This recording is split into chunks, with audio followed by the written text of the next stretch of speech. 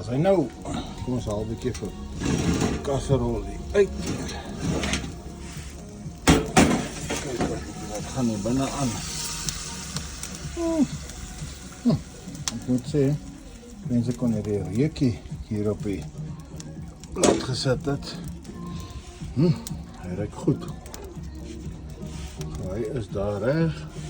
Nou het die tyd gekom om die bay leaves in te sit.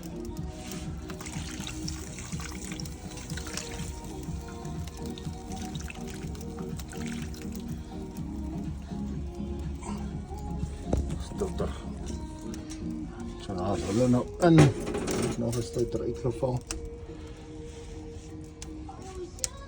En dan die grove pepertjies.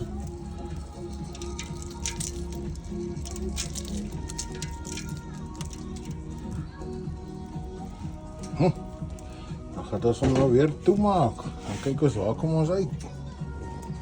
En nou loop my gunsteling vuurtjie.